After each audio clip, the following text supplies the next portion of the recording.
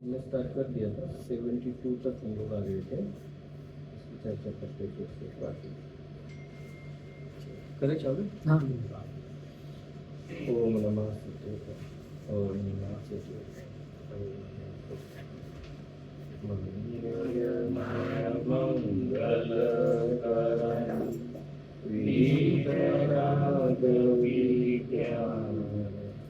नमोतानि जाते परे परमन्तानि हरिमङ्गलकरि भो गणितकरणकेता जाति मिले समाज सब भावी निज पद।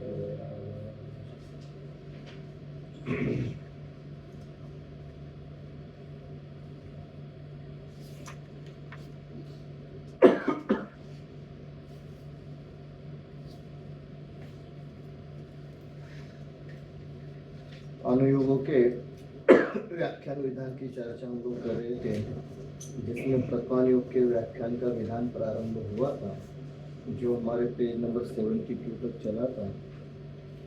72 का पहला पैराग्राफ हो गया है। उसके बाद वाले पैराग्राफ से हम लोगों को चर्चा करनी है। कहते तथा प्रसंग रूप कथा भी 273 के सेकंड पैराग्राफ वहाँ तक आ गए। तथा प्रथम में रूप किसी धर्म का। हाँ। क्या कौन सा पेज? 273 273। हाँ एकदम बच्चे में तथा प्रथमानुयोग। हाँ या बट बराबर नीचे से थर्ड पैराग्राफ। जी। तथा प्रथमान युग में उपचार रूप किसी धर्म का अंग होने पर संपूर्ण धर्म हुआ कहते हैं। जैसे जिन जीवों के शंका कांक्षादिक नहीं हुए उनको सम्यक्त हुआ कहते हैं, परंतु किसी एक कार्य में शंका कांक्षा न करने से ही तो सम्यक्त नहीं होता। सम्यक्त तो तत्व श्रद्धा होने पर होता है, परंतु निश्चय सम्यक्त्व का तो व्यवहार सम्यक्त्व में उपचार किया और व्यवहार सम्यक्त्व के किसी एक अंग में संपूर्ण व्यवहार सम्यक्त्व का उपचार किया। इस प्रकार उपचार द्वारा सम्यक्त्व हुआ कहते हैं। देखिए, ये प्रथमान योग बड़ा ही उपचार से चलता है और बहुत ही अधिक उपचार वाला कथन करता है। तो वो क्या करते हैं, बहुत अधिक उपचार वाले कथन में कहते हैं कि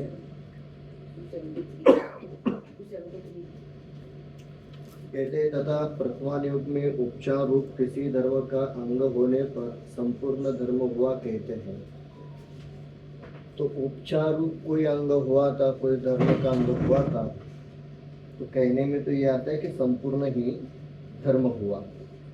और उदाहरण के लिए कह रहे हैं, जैसे जिन जीवों के शंका कांक्षादिक नहीं हुए। ये शंका कांक्षा क्या है? सम्यक्त्व के दोष है। अब किसी जीव को ये सम्यक्त्व के दोष नहीं हुए, कोई शंका नहीं हुई, कोई कांक्षा नहीं हुई, तो नहीं हुए उनको सम्यक्त हुआ कहते हैं। कह रहे कि ऐसे जीवों को सम्यक्त्व की प्राप्ति हुई, परंतु किसी एक कार्य में शंका कांक्षा न होने से ही तो सम्यक्त तो नहीं होता। किसी एक कार्य में, किसी एक प्रसंग में कोई शंका कांक्षा नहीं हुई तो हम ऐसा तो नहीं कह सकते हैं कि चलो इन्हें सम्यक्त तो ही हुआ हो। ऐसा हमें कह नहीं सकते, ऐसा हो नहीं सकता है। परंतु सम्यक्त तो तत्व श्रद्धा होने पर होता है, परंतु निश्चय सम्यक्त का तो व्यवहार सम्यक्त में उपचार किया।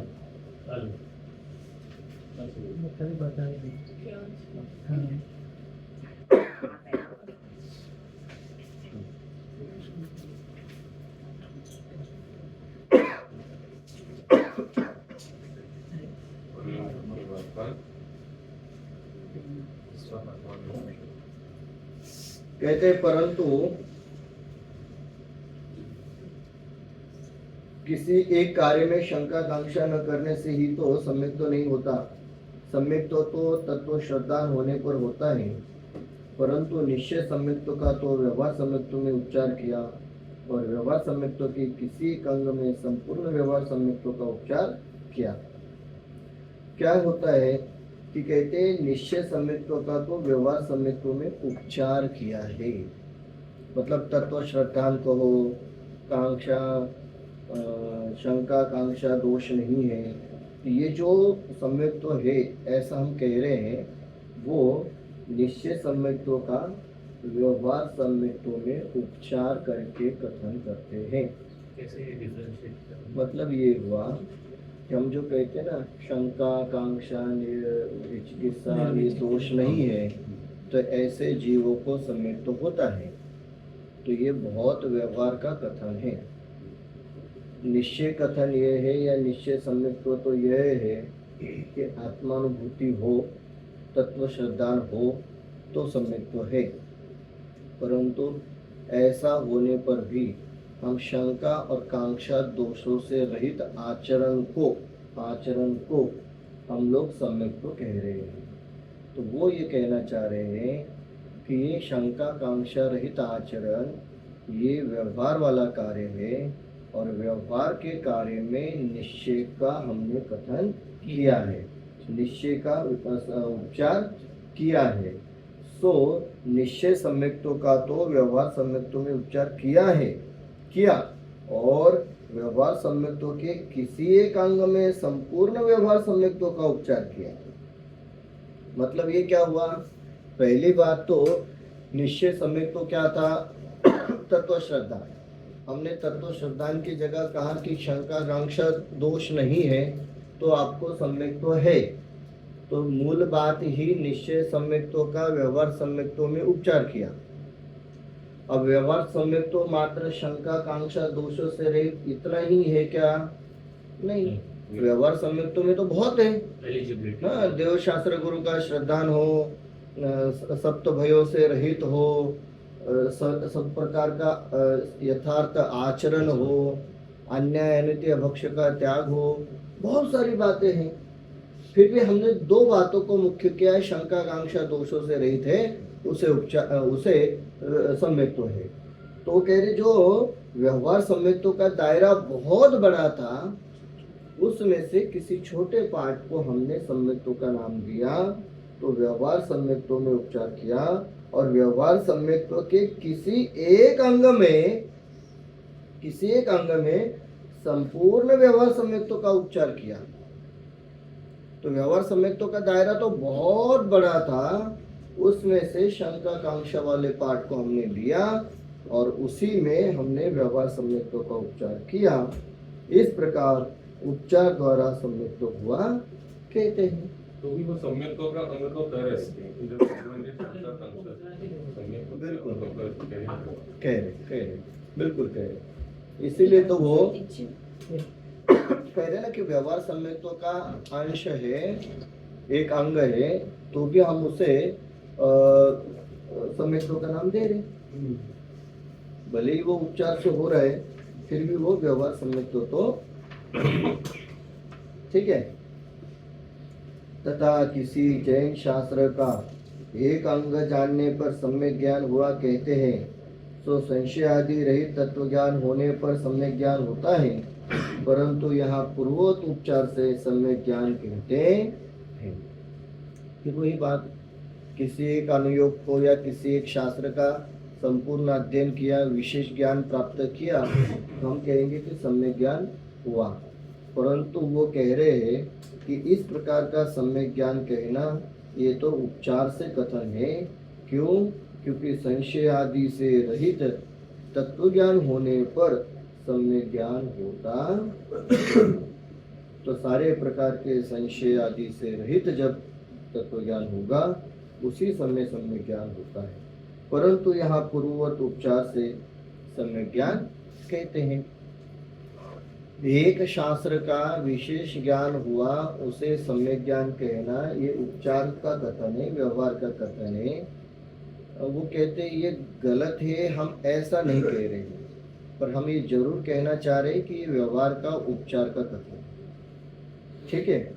और वो ये भी कहना चाह रहे हैं कि संशय आदि से रहित जब पूर्ण ज्ञान होगा तब जाकर के सम्यक ज्ञान होता है, ये वस्तु स्थिति है।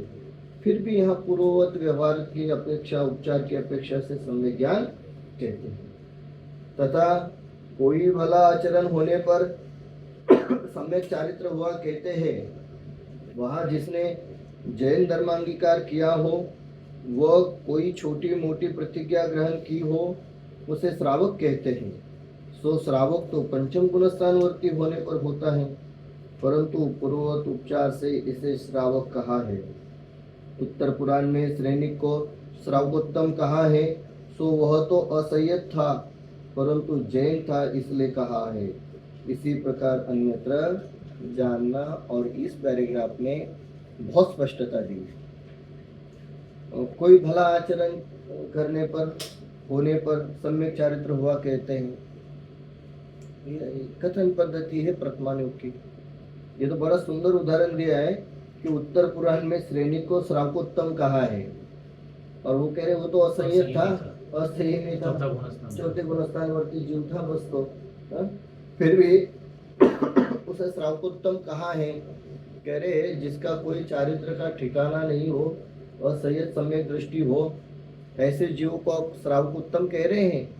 उसका कारण दिया, परंतु जैन था ना, तो हमने श्रावक कह दिया। अब इस आधार पर यदि विचार करें तो सारे कथन संभव है फिर तो। इसलिए वो कह रहे हैं कि वहाँ जिसने जैन धर्मांगीकार किया हो, वह कोई छोटी मोटी प्रतिज्ञा ग्रहण की हो, उसे श्रावक कहते हैं। हम कहते हैं ना, सामान्य से कथन करते हैं श्रावक श्राविकाओं। अब ये श्रावक श्राविकाओं कहते हैं तो वो श्रावक शब्द बहुत स्थूल कथन है हमारा, बहुत उपचार का कथन है, सहजता से किया गया कथन है। क्योंकि क्या होता है, एक हम कह सकते हैं कि रूढ़ अर्थ में प्रयोग किया गया कथन है श्रावक श्राविकाओं, है ना। क्यों? क्योंकि लेकिन इसे जैन कहा गया क्योंकि जैन थे, इसलिए सब तो जैन के वो होने से तुम कुछ भी कर सकते स्वच्छंद नहीं, ऐसा अर्थ नहीं। हाँ, वो कह रहे हैं राजा सैनिक की जो बात कर रहे हैं वो कि वो जैन थे इसलिए।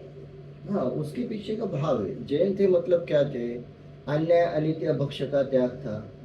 जैन थे इसका मतलब ये है कि सत्य व्यसन का त्याग था। जैन थे इसका मतलब ये हो रहा है कि सदाचरण था। तो जो बेसिक आचरण है वो उनका था, तो भी हमने उसे श्रावक उत्तम कहा। ये उसका अर्थ हो रहा है। क्योंकि जैन यहाँ पर परिपाटी से नहीं ले रहे हैं, कुल परंपरा से नहीं ले रहे हैं, आचरण की मुख्यता से ले रहे हैं। और जैन है तो इतना सामान्य सा आचरण तो सबका रहता ही है, इसलिए वो कह रहे हैं कि हमने उसे श्रावकोत्तम कहा है। और यहाँ लिखा ना, वहाँ जिसने जैन धर्मांगीकार किया हो, ठीक है, वो कोई छोटी मोटी प्रतिज्ञा ग्रहण की हो। अब छोटी मोटी क्या होती है? मोटी तो चलो व्रत आदि धारण करे तो, और छोटी तो प्रतिज्ञा सबकी होती है। अन्याय अनित्य भक्ष्य का त्याग करते हैं, देव शास्त्र गुरु का श्रद्धा रखते हैं, व्यवहार में रखे भले स्थूलता में रखे पर रखते तो है, और एक सामान्य सा सदाचरण का पालन करते हैं, तो इसका नाम है छोटी मोटी प्रतिज्ञा का। और इधर यहाँ भी ऐसा भी अर्थ हुआ कि सम्यक ज्ञान भी नहीं है तो भी श्रावक कहेंगे। बिल्कुल ऐसे अर्थ कहना चाह रहे हैं, उसे श्रावक कहते हैं। सो श्रावक तो पंचम गुण स्थानवर्ती होने पर होता है। श्रावक का नाम ही पंचम गुण स्थानवर्ती है। और सर्वोत्तम श्रावक यदि कोई है तो हम कहेंगे 11वीं प्रतिमा के धारक जीव जो होते हैं वो सर्वोत्तम श्रावक होते हैं। फिर भी चतुर्थ गुणस्थान वालों को श्रावक कह रहे हैं, परंतु पूर्ववत उपचार से इसे श्रावक कहा है। अब पूर्ववत उपचार से मतलब जो पहले कह के आ रहे हैं ना, हाँ, स्थूलता एकदम सामान्यता, उस आधार पर इसे श्रावक कहा जा रहा है। उत्तर पुराण में सैनिक को श्रावकोत्तम कहा है। सो वह तो असंयत था परंतु जैन था इसलिए कहा। इसी प्रकार अन्यत्र जानना, अब यदि ये कथन शैली हमें समझ में आ जावे तो सारी ही समस्या हमारी दूर हो जाएगी। किसकी? वर्तमान युग की कथन शैली। क्या है वर्तमान युग की कथन शैली? वर्तमान युग ये कहना चाहता है कि भाई अल्प मात्रा में ही सही आपने सदाचरण का पालन किया हो तो भी हम आपको श्रावकोत्तम कहना चाहते हैं। खाली सदाचरण की बात नहीं है, ज्ञान की हो, श्रद्धान की हो। यदि कोई जीव प्रतिदिन देव दर्शन करने जाने लगे तो ये वर्तमान योग उससे सम्यक दृष्टि घोषित करने में पीछे नहीं हटेगा। ठीक है, जैसे दिखा ना शंकाकांक्षा वाला जो बात है, शंकाकांक्षा में क्या है? शंकाकांक्षा में यही तो बात है, वो जैन दर्शन को छोड़कर अन्य दर्शन को फॉलो नहीं कर रहा है, वो देव शास्त्र गुरु को छोड़कर के अन्य किसी भी कुदेवादि की पूजा नहीं कर रहा है, तो वर्तमान योग कहेगा ये सम्यक दृष्टि है। भले उसे तत्व श्रद्धा नहीं है, फिर भी वर्तमान योग उसे सम्यक दृष्टि कह रहा है। इसलिए वो कहना चाहते हैं कि हम लोगों को इस बात का ध्यान रखना है कि वर्तमान योग का जो कथन होता है बड़ी स्थूलता पूर्वक होता है, तो इसे इसी रूप से ग्रहण करना चाहिए। तथा जो सम्यक्त्व रहित मुनि लिंग धारण करे वह द्रव्य से भी कोई अतिचार लगाता हो उसे मुनि कहते हैं। हमारे मेरे में प्रतिचार है, अतिचार अतिचार क्या लिखा? प्रतिचार लिखा है। हाँ? प्रतिचार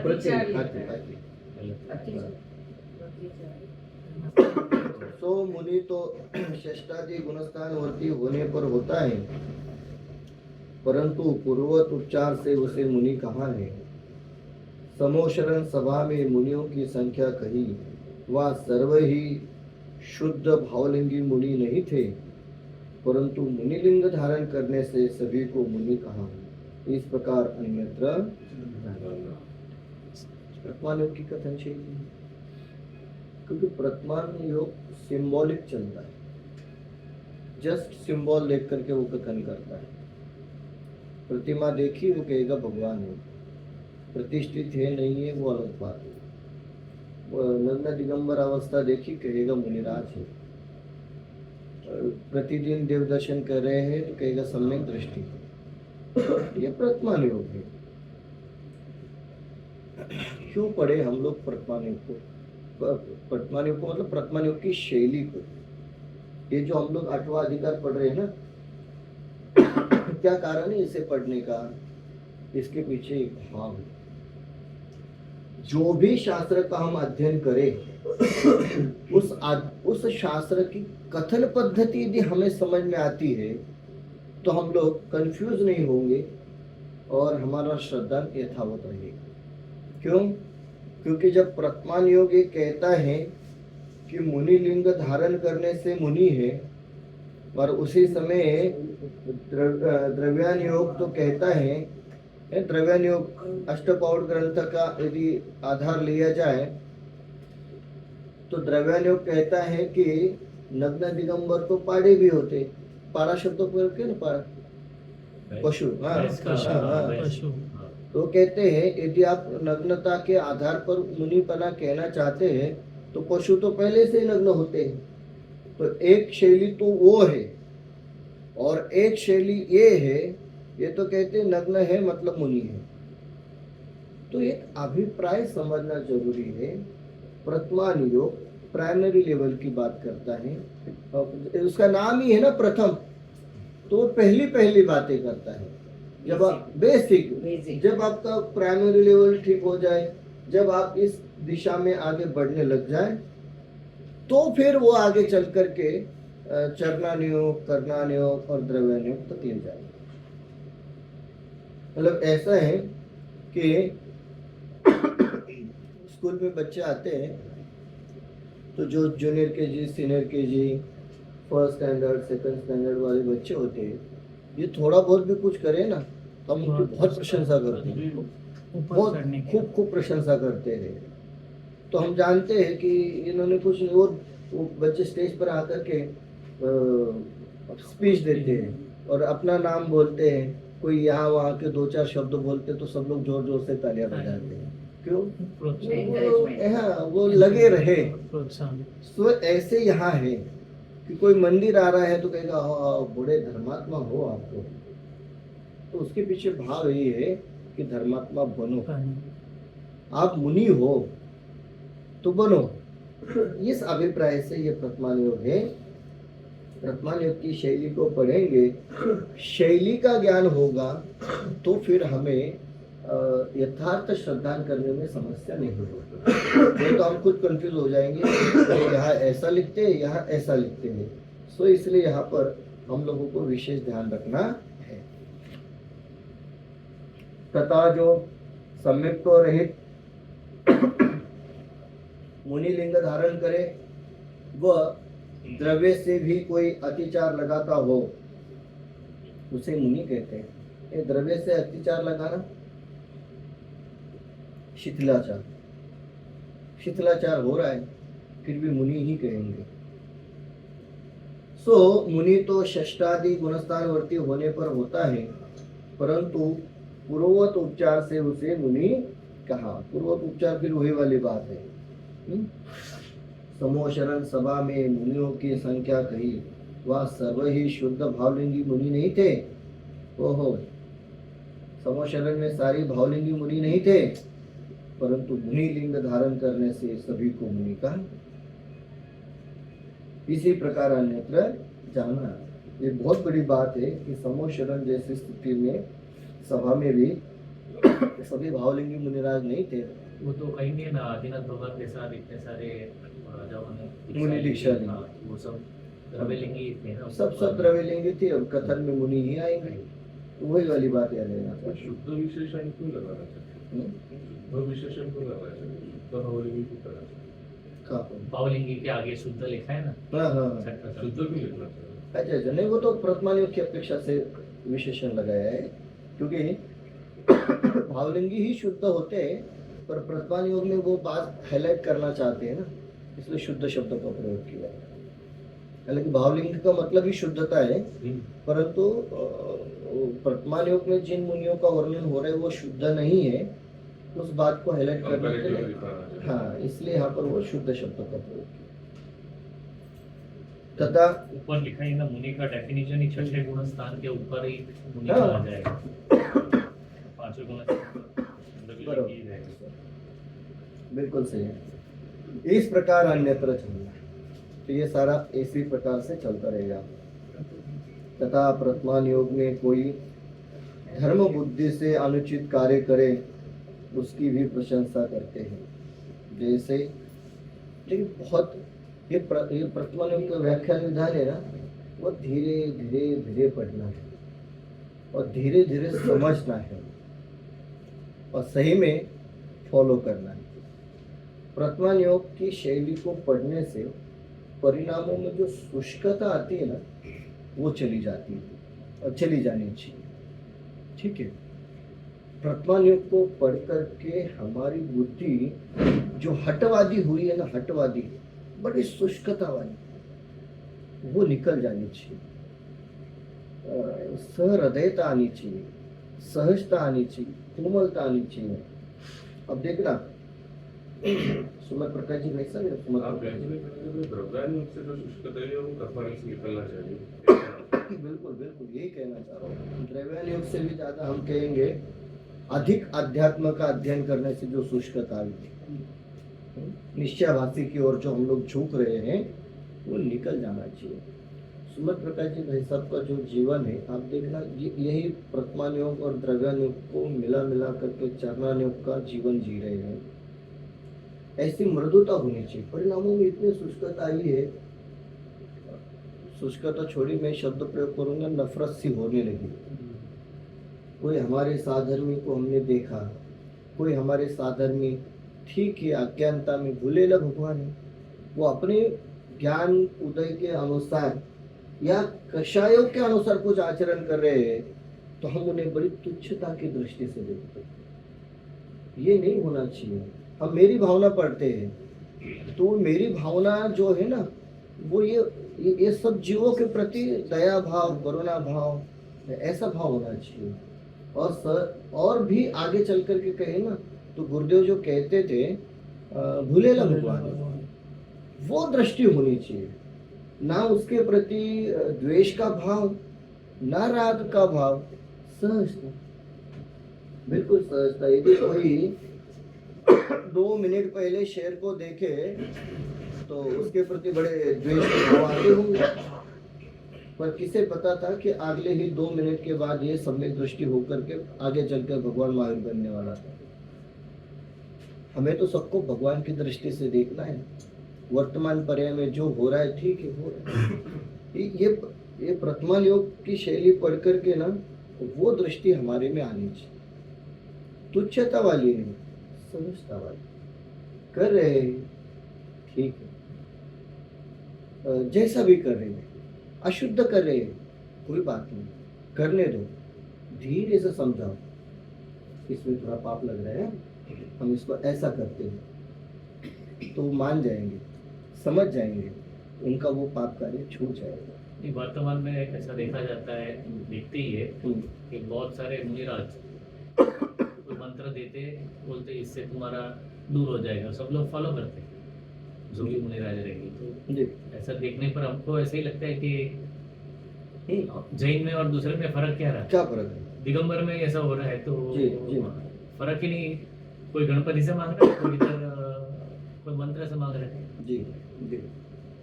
वर्तमान योग क्या कहेगा इसके बारे में? तो वही आपने बोला भूलेला भगवान ही देखो। हाँ। तो छोड़। और फिर आगे जाकर कहे ना ठीक है, अन्य धर्म से तो बच गया, हाँ, अन्य धर्म से तो बच गया। वही हुआ बस। अब जैन बना रहेगा, थोड़े टाइम धीरे से उसके कान में कहेंगे इससे कुछ नहीं होता है, अच्छे कर्म करने से होता है। फिर उसको अच्छे कर्म, अच्छा आचरण करने की प्रेरणा देंगे, फिर कहेंगे अच्छे कर्म से भी कुछ नहीं होता है, कर्म से भी संसार ही बढ़ता है, कर्म छोड़ो, आत्मा को जानो। तो जैसे उसकी योग्यता ऐसे ही कथन करना पड़ेगा। अब उसकी योग्यता नहीं आत्मा को समझने की, और आप उसे कहो कि नहीं तू तो भगवान आत्मा है, ये सब छोड़ छाड़ दे, वो कहेगा अभी पेट दर्द है, बाद में आत्मा की बात सुनो। तो ऐसा नहीं करना। जो जीव जिस स्थिति में है, जैसे स्थिति में है, उसे उसी स्थिति के अनुरूप पहले उद्बोधन करो, संबोधन करो, उसे धर्म में स्थिर करो और फिर उत्थान करो। पहले उत्थान में नहीं जाना है, ये पंचम काल है, यहाँ वो नहीं हो सकता है। यहाँ धीरे धीरे धीरे करके कथन करो, सब सही हो जाता है। ये वर्तमान योग हम लोगों को कह रहा है। देखो ये सब आपकी भूमिका बनाई ना सुनने की, क्योंकि आगे बहुत बड़ा कथन आने वाला है। क्या कहते हैं, तो मैं पढ़ता हूँ शुरू से। तथा वर्तमान योग में कोई धर्म बुद्धि से अनुचित कार्य करे, उसकी भी प्रशंसा करते हैं। और उदाहरण क्या दे रहे, जैसे विष्णु कुमार मुनियों को उपसर्ग दूर किया, सो धर्मानुराग से किया, परंतु मुनि पद छोड़कर यह कार्य करना योग्य नहीं था, क्योंकि ऐसा कार्य तो गृहस्थ धर्म में संभव है, और गृहस्थ धर्म से मुनि धर्म ऊंचा है, सो ऊंचा धर्म छोड़कर नीचा धर्म अंगीकार किया वह अयोग्य है। परंतु वात्सल्य अंग की प्रधानता से विष्णु कुमार जी की प्रशंसा की है। इस छल से औरों को ऊंचा धर्म छोड़कर नीचा धर्म अंगीकार करना योग्य नहीं। लेखन शैली की बात पकड़ी आपने, ये आभास करा तो थोड़ा देखो, जैसे विष्णु कुमार ने, तो यहाँ विष्णु कुमार ने का शब्द प्रयोग किसने किया है? हाँ, तो ये एकांत तो अच्छी शब्द प्रयोग हो ना। हाँ? और आगे देखो नीचे, विष्णु कुमार जी की, मिला? ये होते हैं लेखन शैली, जहां आपको प्रशंसा करनी है, सम्मान करना है, आपको पॉजिटिव बात कहनी है, तो विष्णु कुमार जी और पहले विष्णु कुमार ने, तो वह ये दिखाना चाहते थे कि धर्म बुद्धि से अनुचित कार्य हुआ है तो विष्णु कुमार ने, और जब प्रथमान योग की बात आई तो विष्णु कुमार जी। ठीक है, ये टोडरमल जी की शैली है। कहते हैं कि तथा प्रथमान योग में कोई धर्म बुद्धि से ही सही, धर्म करने के लिए ही सही अनुचित कार्य करे उसकी भी प्रशंसा करते हैं। कोई बात नहीं, अनुचित कार्य हो रहा है, धर्म बुद्धि से हो रहा है, प्रथमान योग उसकी प्रशंसा करेगा। और आगे उपदेश भी दिया है, ऊंचा धर्म छोड़कर नीचा धर्म अंगीकार करना योग्य नहीं है। लिखा ना, इस छल से औरों को, अंतिम पैराग्राफ के अंतिम लाइन, इस छल से औरों को ऊंचा धर्म छोड़कर नीचा धर्म अंगीकार करना योग्य नहीं है, ये राजमार्ग नहीं है। तो प्रथमान योग इसकी प्रशंसा करेगा। यदि हमें लग रहा है कि इस समय हमें ये व्यवहार धर्म का पालन करना चाहिए, इससे और बहुत सारे जीव धर्म मार्ग में लग सकते हैं, तो कहते करो, पर ये राजमार्ग नहीं, सर्वथा ऐसा करो तो ये ठीक नहीं है। इसलिए कब कहाँ कैसा आचरण करना है, कैसा श्रद्धान रखना है, कैसा व्यवहार करना है, ये तत्समय हमें समझ करके करना चाहिए।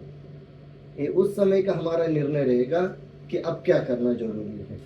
ठीक है, क्या कहते हैं, विष्णु कुमार ने मुनियों का उपसर्ग दूर किया, सो धर्मानुराग से किया। धर्मानुराग हुआ, मुनि अवस्था में की रक्षा करनी चाहिए, परंतु मुनि पद छोड़कर यह कार्य करना योग्य नहीं था।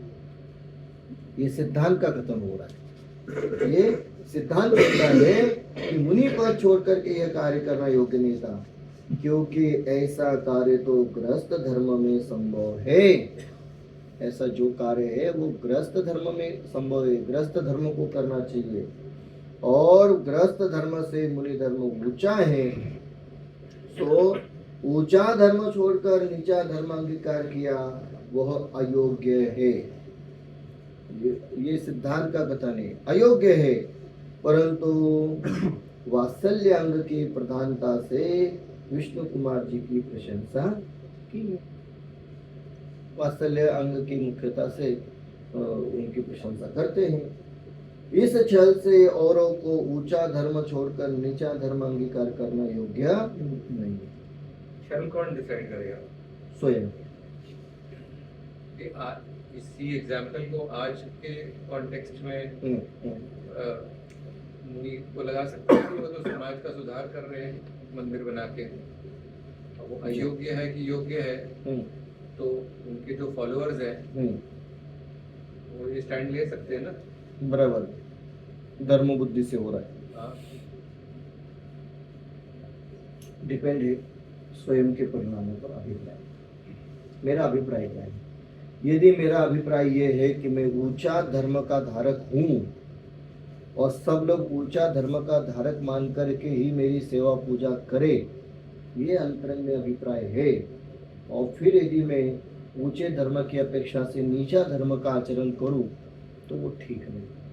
अंतरंग में ये स्पष्टता है, स्पष्टता होनी चाहिए कि मैं ये जो भी कार्य कर रहा हूँ ये नीचे धर्म का कार्य है, धर्मापेक्षा, ऊंचा नीचे नहीं, धर्मापेक्षा व्यवहार धर्म का कार्य है, ये मेरे योग्य नहीं है।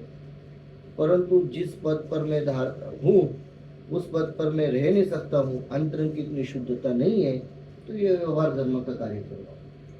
ऐसी अंतरंग की स्वयं की स्पष्टता हो और फिर करे तो ठीक। बट इतिहास में तो जिस भी ऑथर ने ये कहानी लिखी होगी विष्णु कुमार की, उसने थोड़ी पढ़ा अंतरंग परिणाम को, नहीं, उसने तो प्रशंसा करके कहानी लिखी ना। बिल्कुल। तो आज का अगर इतिहास बनाएंगे तो कोई ऑथर इनके बारे में भी लिख सकता है। जरूर लिखेंगे। नहीं, पर ऊंचा धर्म उनका हुआ क्या, पहले तो वो क्वेश्चन है। विष्णु कुमार जी तो ऊंचा धर्म में थे, कैसे डिसाइड करेगा? मुनिराज थे, ये भी तो मुनिराज है, बावलिंगी मुनिराज थे। बट उसका भी निर्णायक कौन है? खुद स्वयं खुद ना, लेकिन खुद जो खुद मालूम है मैं ऑथर ने कहानी लिखी और बिल्कुल वो थोड़ी परीक्षा प्रधानी है। नहीं, पर उसने मुनि धर्म को छोड़ा ना, वो तो है प्रूफ। चलो जो भी थे बावलिंगी थे, द्रव्यलिंगी थे, उसने मुनि धर्म छोड़ के ये किया तभी। और विवश तो डिफाइंड रूल को छोड़ के आपने अगर फॉलो आपके किया प्रश्न है में बड़ी गहराई है। उन्होंने मुनि धर्म छोड़ करके बावनियों का वेश धारण किया, हाँ। वो एक सिंबॉलिक दिख रहा है।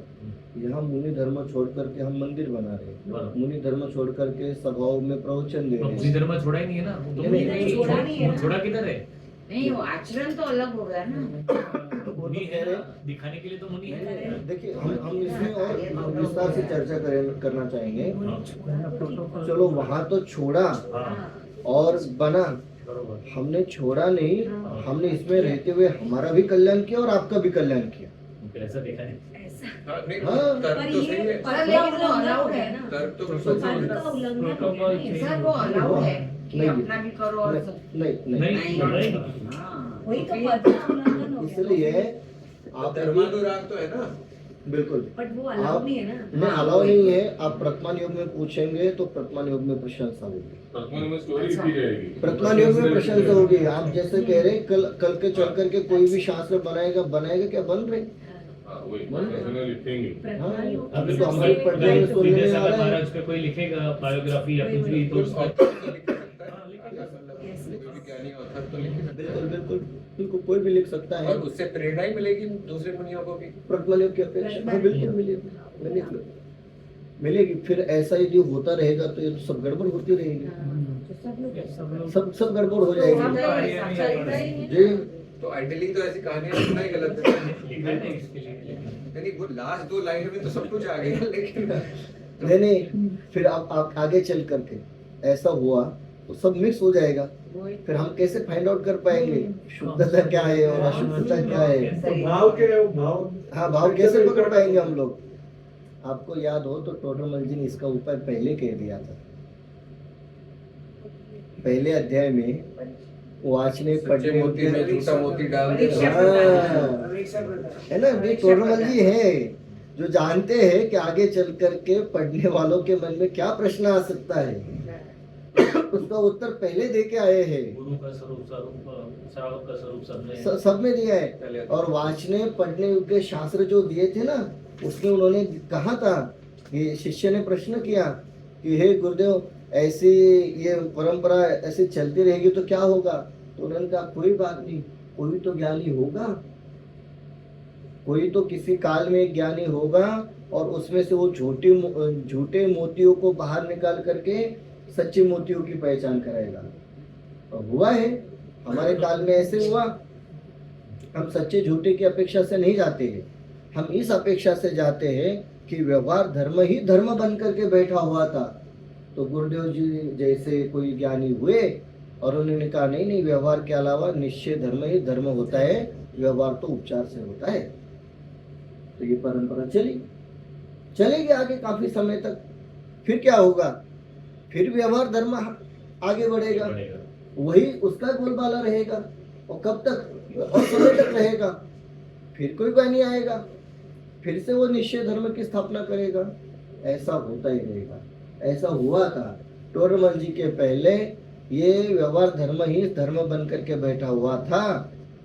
और आपको उनका पता ही होगा, ये भट्टारक परंपरा चली थी और दक्षिण भारत से उत्तर भारत तक सब जगह भट्टारक परंपरा में मात्र व्यवहार धर्म ही था। टोडरमल जी जैसे ज्ञानी हुए, बनारसी दास जी जैसे ज्ञानी हुए और उन्होंने कहा नहीं नहीं, व्यवहार धर्म के साथ साथ निश्चय धर्म मुख्य है और निश्चय के बिना व्यवहार धर्म ही नहीं होता है। तो हो गई निश्चय धर्म की परंपरा। सो ऐसा होना है।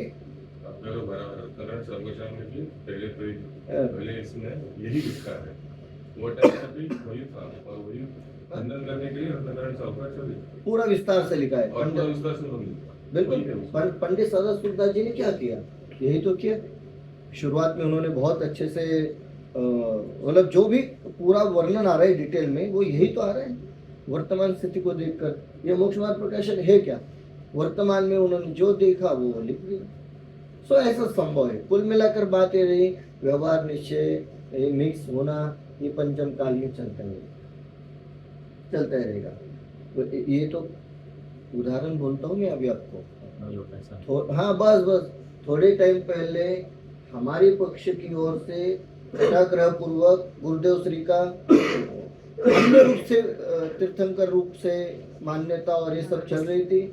जैसे तैसे वो थोड़ा थोड़ा कम हुआ, असर कम हुआ, बंद नहीं हुआ, कम हुआ। कहाँ रोकने जाएंगे। हाँ, तब तक दूसरी जगह चालू हो गए। आए ना पढ़ने में आप लोगों के, तो ठीक है वैसे होना है पंचम काल में। करना क्या है, हम और वहाँ स्याजवार लगा दे इंसान तो हम और सामने वाले को समझाने जाओ, बोला इस अपेक्षा से तो ठीक है। ठीक है। तो इसलिए तो हम कहते भोलेले भगवान है। जब जिसका जैसा ज्ञान का श्रद्धान का उदय होना होगा वो, हमें कोई ज्यादा विकल्प नहीं रखना है। ये विकल्प जरूर रहेगा, सब जो सच्चा तत्व ज्ञान समझे और बड़ी करुणा से सहृदयता से समझने वालों को धीरे से समझा देंगे तो काम बन जाएगा, काम बनेगा। ये सब में पढ़ेंगे तो अपना काम कभी करेंगे ना, तो ये बोलो जी, तो पहला तो ये काम, खत्म ही होने वाला नहीं है। पहला काम तो स्वयं का है, अपना उद्धार करें। और जब कभी थोड़ा मौका मिल रहा है या उस प्रकार की योग्यता है तो फिर अवश्य दूसरे का भी कल्याण करें। मैं दो बातें कह रहा हूँ, पहला स्वयं का करें और दूसरी बात समय हो और योग्यता हो तो दूसरे का करें, अवश्य करें। क्योंकि वो करना भी हमारा कर्तव्य है। क्योंकि हम श्रावक अवस्था में, मुनि अवस्था में चले जाएंगे तो कोई दिक्कत ही नहीं, क्योंकि वहाँ कोई बात ही नहीं बनती है। लेकिन ये स्वार्थी अगर हम लोग जाए तो भी शुष्कता हो जाएगी। हाँ? और हम लोग दूसरों का अगर हम लोग देखा जाए, स्वार्थी देखा जाए, हाँ, एक हाँ, एक तरफ से देखा हाँ। जाए स्वार्थी हो जाएगा, हम लोग करने नहीं चाहे और खुद का ध्यान करें तो शुष्कता कहलाएगी। शुष्कता नहीं तो उसका तो नहीं, कहलाएगा। शुष्कता कहलाएगी। इसका मतलब ये है कि यदि परिणामों में स्थिरता रह रही है तो बहुत अच्छी बात है। नहीं वो बोल रहे बाहर समझाने को, और ऐसे ही था ना कि बाहर हाँ। समझाने को नहीं जाए, वैसा वो अपेक्षा उसका तो बोल रहे हैं। शुष्कता ये अपेक्षा है उसमें कि यदि हम हमारे परिणाम स्थिर रह रहे हैं तो कोई बात नहीं है। ऐसे नहीं, अभी सोमगढ़ में कोई कर रहा है कुछ एग्जाम्पल, हम हमारा कोई सुनने वाला नहीं तो हम क्यों समझाने जाए उधर। वो अपेक्षा हमारा टाइम वेस्ट करे, उससे अच्छा हम हमारा कल्याण करें वो और बराबर हम है। देश का भाव नहीं करे एटलीस्ट। वो तो बराबर है, मेरा बराबर है। वैसा नहीं था, लेकिन वैसा नहीं। इनका ये कहने का अभिप्राय है कि हमारे परिणामों में स्थिरता नहीं रह रही, हम अपने पूरे अपना कल्याण करने में हमारा उपयोग स्थिर नहीं रह रहा है, तो फिर आगे बात बढ़ती। यदि हमारे कार्य में हमारा उपयोग लग रहा है तो हमें दूसरी ओर जाने की जरूरत ही नहीं है। पर हमारे कार्य में हमारा उपयोग स्थिर नहीं लग रहा है तो फिर सहजता से, सहृदयता पूर्वक, सहज भाव से यदि कोई साधर्मी समझना चाहे तो धीरे से समझा देंगे। समझे तो समझे, नहीं तो समझे योग्यता केळवणी चाहिए। योग्यता, सामने वाले जीवों की तत्समय की योग्यता को देख करके सत्य धर्म का कथन करने का प्रयास करना है। हो तो ठीक, नहीं हो कोई बात नहीं, बहुत सीधी सी बात। मैं आपको एक सत्य घटना देता हूँ। लास्ट संडे में ये प्रोग्राम में गया था महाराष्ट्र में, वहाँ एक मंदिर बनना है, प्रतिष्ठा भूमि है, ठीक है, 20 का बनना है पूरा। तो गया था मैं, तो ये जब वो पंचामृताभिषेक और ये सब होना था तो मैंने धीरे से वहाँ कह दिया, वो सब मुझे जानते हैं, सब रिलेटिव का, ये पंडित जी आपको अभिषेक के लिए आना है। तो वो ये भी जानते, मैं करता नहीं हूँ, तो नहीं आपको आना है। तो मैंने कहा ठीक है आऊँगा। मैं गया, फिर मैं वो बहुत सारा कुछ करने वाले थे, मैंने धीरे से कहा देखो इसमें ये खराबी है, इसमें ये खराबी, इसको हटाते, इसको छोड़ देते, कोई स्किप कर देते। तो कहा ठीक है चलो।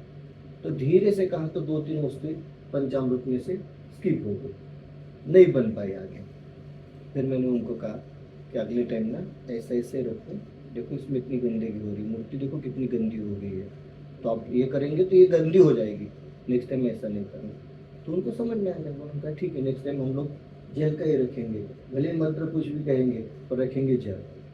तो कहने का अभिप्राय है धीरे से, सहजता से प्रयास करे, हो तो हो, न हो तो कोई बात नहीं। हो उसका भी कोई विकल्प नहीं है, नहीं हो तो भी कोई विकल्प नहीं, सहजता से रखना है। पंचम काल में जिस जीव का जैसा उदय आना है हम उसमें कोई अधिक इम्पोर्टेंट था सहज रहना आपका। सहज रहना जरूरी आपको आपको ऊपर नीचे होएगा तो तकलीफ हो जाएगी ना। आपके विकल्प कैसे रह रहे वो टाइम पे वो इम्पोर्टेंट है। एग्जैक्टली सब जीवों को हम द्रव्यानुग पढ़ते किस लिए है? द्रव्यानुग पढ़ने का यही तो उपाय है, ये सहजता, क्रमबद्धता है। क्रमबद्धता पूरे टाइम श्रद्धा में ये चलना है, क्रमबद्ध है। हमारा जाना भी क्रमबद्ध है, जीवों का सुनना भी क्रमबद्ध है, नहीं सुन करके हट पूर्वक कुछ कार्य करना ये भी क्रमबद्ध है। होता है कभी कभी ऐसा, किसी किसी को लगता है नहीं ये काशीपंथी वाले हैं, ये जबरदस्ती हमारे ऊपर ढो रहे हैं, तो उल्टा करते। ऐसा हुआ था एक बार मैं 2005 या 4 की 5 की बात शायद, महाराष्ट्र में एक जगह 10 लक्षण पर्व में गया था। तो वहाँ बहुत अच्छे से वो विद्यासागर जी महाराज वाले परंपरा से चलते थे, तेरापंथी से। अब उन्होंने हमें बुला लिया, हम तो और या अधिक आगे वाले निकले। तो ना उन्हें पता ना मुझे पता, और मैं ये मान के चल रहा था कि महाराष्ट्र में तो 20 पंथी होना है, जो भी हो हमें क्या करना है। तो उनका बड़ा सुंदर अच्छे से चल रहा था और बहुत पहले से चलता था। जैसे उन्हें पता चला ये कांजी स्वामी वाले हैं, तो वो 4-5 लोगों ने मिलकर प्लानिंग की कि नहीं, हम अष्टमी आने वाली थी, तो सब लोगों ने प्लानिंग की हम लोग इस दिन जानबूझ करके दुग्धाभिषेक करेंगे और पंडित जी के हाथों से कराएंगे। अरे वाह। तो मुझे तो नहीं पता, वो आपस में सब चल रहा है उन लोगों का। तो धीरे से मेरे पास बात रात्रि में पहुंच गई कि कल आप अभिषेक में नहीं आना। तो अष्टमी थी, तो मैंने कहा क्यों? बोले नहीं नहीं ऐसा है, इन लोगों ने प्लानिंग की है और आपके हाथ से दुग्ध अभिषेक करेंगे। तो मैंने कहा कोई बात नहीं, कल देखेंगे, जब समय आएगा तब देखेंगे क्या होगा। तो वो ये सोच करके चल रहे थे कि पंडित जी जानबूझ के कुछ विरोध करेंगे, कुछ समझाएंगे, बुलाएंगे। और जो लोग प्लानिंग कर रहे थे वो थोड़े टाइम पहले मेरे से मिल करके गए थे, और पंडित जी आपको कल अभिषेक में आना है, हम भी आएंगे, कल संडे है, तो सब अच्छे मिलके करेंगे। मुझे क्या पता इनका क्या प्लानिंग है। तो मेरे वो समय तो मैं बिल्कुल फर्स्ट ईयर में था। तो मैंने कहा कोई बात नहीं, चलो। जब अगले दिन हम गए, वो लेकर के भी आए थे, पर उन्होंने देखा कि कोई विरोध नहीं हो रहा है। और मैंने जो लोग मुझे बोलने के लिए आए थे, हम तो ये दादा की रीति नीति लेकर चले, विरोध ही नहीं करना है, कोई विरोध नहीं करना है, सबसे अच्छी बात है। तो मैंने सबको बोल के रखा था कि उनको जो करना है करने देना, कोई विरोध नहीं करना। क्योंकि हमें आगे और कंप्लीट करना है, आगे के सारे दिन कंप्लीट करने हैं, तो कोई विरोध नहीं करना। वो लेकर के आए, तो वो सोच रहे थे कौन आगे बढ़ करके पहले करे। तो उनमें आपस में ये चल रहा है कि कौन आगे बढ़ के करे। तो कोई आगे बढ़ नहीं रहा है, कोई उन्हें विरोध नहीं कर रहा है। तो जैसे के तैसे वो लोटे भरे रहे, जलाभिषेक हो गया, कार्य हो गया पूरा। पर पंडित जी वो होता है क्या? वो दूध से वो सब जो लोग मंत्र बोलते हैं, वो होगा पहले मंत्र ऐसा? नहीं, ये भट्टारक परंपरा से सब चला है। पंचामृत अभिषेक पद्धति भट्टारक परंपरा से चली है, और वो शंकराचार्य के उदय से चली है। शंकराचार्य ने आर्ष परंपरा से उनकी जो सनातन हिंदू परंपरा है उसे दूर करने के लिए ये पूजा पद्धति में भेद कर दिए। ये सब भेद उन्होंने शंकराचार्य ने किए, और वो दक्षिण भारत में हमारे ऊपर इतने आक्रामक हुए, इतना प्रेशर हुआ, तो उससे बचने के लिए हम लोगों ने ये पूजा पद्धति ये सब की। और ये पूजा पद्धति मूल भगवानों पर नहीं होती थी, ये होती थी क्षेत्रपाल पद्मावती के यहाँ पर। और आप देखना दक्षिण भारत के सारे मंदिर अंदर बहुत बड़े बड़े हैं, दरवाजे बहुत छोटे हैं, और एक के बाद एक दरवाजा है। तो वो अंदर वाला दरवाजा बंद कर देते थे, मुख्य द्वार जहाँ भगवान जी है, बाहर वाले में कुछ ये सब बाहर थे। हाँ, ये सब इस विधि से करते थे। क्या होता है, एक बार एक परंपरा शुरू हुई, उसे बंद करना बड़ा मुश्किल होता है। सारे ज्ञानी लोग होते नहीं, धीरे धीरे वो आगे बढ़ते बढ़ते हमारे धर्म का एक पार्ट बन गया। पर ठीक है, चलेगा, थोड़े समय फिर से रिस्टार्ट हो जाएगा। तो कहने का अभिप्राय ऐसा है कि द्रव्यान योग को पढ़कर परिणामों को शुद्ध रखें। हम तो देखिए कोई नई बात नहीं, मैं आपको एक रीति नीति की बात कहता हूँ। बार बार वो बात आती है कि जो नागपुर में हमारा 18 दिन का शिविर चल रहा था, और सत्य घटना है, 18 दिन का शिविर चल रहा था और वहाँ कुछ साधर्मियों के द्वारा टोडरमल स्मारक का विरोध करने के लिए बहुत बड़े स्तर पर उपद्रव किया गया। और ऐसा उपद्रव किया गया कि दादा का प्रवचन चालू हुआ था, लोग आए बिल्कुल क्या लकड़ियाँ लेकर के ऐसे नारे लगाते ना आंदोलन में, इस टाइप से वो घटना हुई थी। और दादा को जैसे पता चला ऐसा कुछ होने वाला है या कुछ ऐसे लोग आ रहे हैं कुछ, तो दादा ने कहा कि कोई बात नहीं, सब लोग शांति से बैठे रहो। क्या करेंगे, जिनवानी को उठा करके फेंक देंगे, फेंकने दो, जला देंगे, जला दो, हम नहीं बना लेंगे। किसी भी व्यक्ति को कुछ होना नहीं चाहिए, कोई विरोध नहीं करेगा, सब लोग शांति से बैठे रहो। करके करेंगे क्या, मूर्ति को उठाकर फेंक देंगे, शास्त्र को फेंक देंगे, लोगों को उठा करके फेंक देंगे, खाना खराब करेंगे। और करेंगे भी तो क्या करेंगे, जब आप विरोध करोगे तब तो कुछ बात बनेगी ना। आप ऐसे बैठे रहो, लाठी मार मार कर कितनी मारेंगे। तो इस प्रकार से वो हुआ, बहुत विरोध हुआ जोर शोर से, जिन्होंने उठा कर फेंकी, सब बहुत हुआ। दादा ने कोई उत्तर नहीं दिया। उसके बाद दादा का प्रवचन हुआ, वो था गोली का जवाब गाली से भी नहीं। वो जो छोटी सी पुस्तक है ना प्रसिद्ध, वो इसी का परिणाम है। तो कहने का अभिप्राय क्या हुआ, विरोध करने वाले थोड़ी टाइम करते रहे, फिर चले गए। अपना तो वहाँ मंदिर भी बन गया, हॉस्टल बन गया, और जोरों शोरों से तत्व प्रचार शुरू हो गए। विरोध करते तो क्या होता, जो चालू था वो बंद हो जाता, बात बिगड़ जाती थी। सो हमें ऐसा कुछ नहीं करना है। और ये सब पॉसिबल क्यों हुआ, द्रव्यान युग में पढ़ा है ना, क्रमबद्ध ऐसा ही होना है। जब साक्षात समूह शरण में भगवान ऋषभ देव का विरोध महर्षि जैसे मुनिराज ने किया हो, तो हमारी कौन गति, हम तो ये एक्सेप्ट करके चलते, विरोध तो होना ही होना है, होना है तो होना है, क्रमबद्ध है। सो कहने का अभिप्राय ये प्रथमान योग जो है ना, बड़ा सुंदर है। स्वच्छंदी होना नहीं है, परंतु परिणामों में शुष्कता भी नहीं होनी चाहिए। और हमें तो देखिए यही बात यदि मैं तो सामान्य सभा में बात करता ना, ये वाली यही पैराग्राफ, तो ये जो अंत में दिया है ना, इस छल से औरों को ऊंचा धर्म छोड़कर नीचा धर्म अंगीकार करना योग्य नहीं है, इसी बात पर जोर दे करके बात करता। कहाँ, अन्य सभाओं में। पर हमारी सभा में आपने देखा होगा कि मैं बार बार ये कह रहा हूँ, परिणामों में शुष्कता नहीं होनी चाहिए, क्योंकि हमारे परिणामों में शुष्कता आई है। कोई साधर्मिक का प्रोग्राम हो या कोई साधर्मिक का कोई व्यवहार हो, हमारे परिणामों में पता नहीं कैसे बड़ी खराब भाव आने लगते हैं, शुष्क भाव आने लगते हैं। मैं शुष्क शब्द प्रयोग करता हूँ, द्वेष के भाव आने लगते हैं, द्वेष के भाव आने लगते हैं। ऐसा नहीं होना चाहिए, साम्य भाव होने चाहिए, समता भाव होने चाहिए, समभाव होने चाहिए। ठीक है, कर रहे, अज्ञानता में कर रहे, अज्ञानता में कर रहे, कोई बात नहीं, अज्ञान दूर हो जाएगा, सब सही होगा। तो इसलिए यहाँ पर हम लोगों को ये बात ध्यान रखना है, प्रथमान योग उसे धर्म कहता है। क्या कहता है, तथा जिस प्रकार ग्वाले ने मुनि को अग्नि से तपाया, सो करुणा से यह कार्य किया, परंतु आए हुए उपसर्ग को तो दूर करे।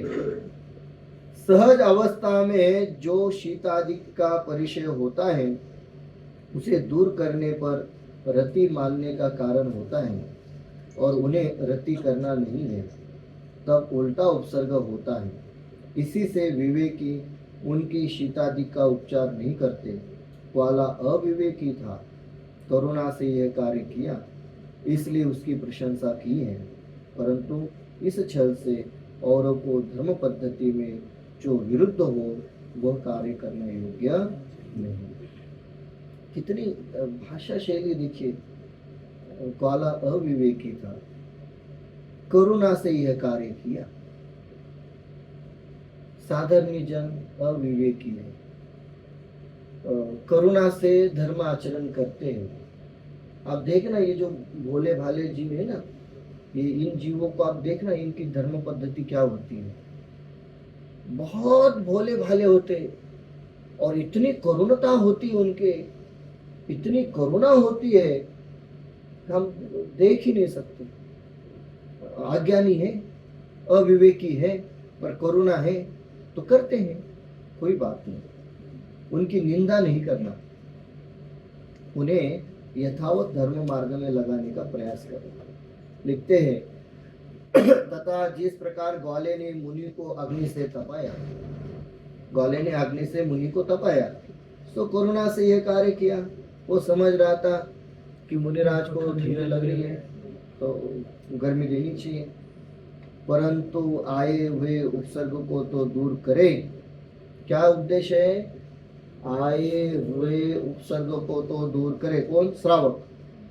सहज अवस्था में जो शीतादिक का परिचय होता है उसे दूर करने पर रति मानने का कारण होता है, और उन्हें रति करना नहीं है तब उल्टा उपसर्ग होता है।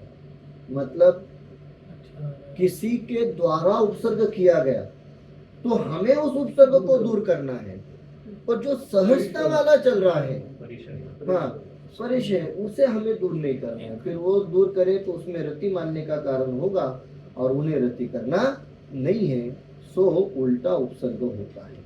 उन्हें मतलब किसे? एक तो मुनिराज को स्वयं को रति हो सकती है, या हमें उनके प्रति रति का भाव हो सकता है। तो दोनों ओर से उपसर्ग होता है, उनके लिए भी वो उपसर्ग का कारण बनेगा और हमारे लिए भी बनेगा। सो इसलिए हमें ऐसा कार्य नहीं करना। कुल मिलाकर बात ये हुई, तत्समय में जो करना योग्य हो वो हमें करना है। हमें भाषित हो रहा है, उपसर्ग है तो उपसर्ग समझ करके दूर करें, और यदि सहजता से हो रहा है तो फिर दूर न करें। इसी से विवेकी उनके शीतादिक का उपचार नहीं करते हम। इसलिए जो विवेकी होते, ज्ञानी होते हैं, वे मुनिराजों के प्रति जो शीतादिक है उसका उपचार नहीं करते। ग्वाला अविवेकी था, करुणा से यह कार्य किया, इसलिए उसकी प्रशंसा की है, परंतु इस छल से औरों को धर्म पद्धति में जो विरुद्ध हो वह कार्य करना योग्य नहीं। हम जानते हैं, हम तत्वों को समझते हैं, सो हमें ऐसा कोई कार्य करना योग्य नहीं है। कोई अज्ञानी करे तो ठीक है, उसे भी ज्ञान देने का प्रयास हमें करना चाहिए। ठीक है, इतना विषय लेते हैं, 2 ही पैराग्राफ बाकी है, परंतु भाव अभी बहुत ज्यादा बाकी है। सो इसके लिए अपने को हम लोग यहाँ रोकेंगे, यही हम लोग आज विराम लेते हैं, क्योंकि ये आगे और 2 बातें ऐसी हैं जो हमें अपने जीवन में उतारनी है, तो थोड़ा धीरे से उसका आगे के समय में हम लोग समझाते हैं।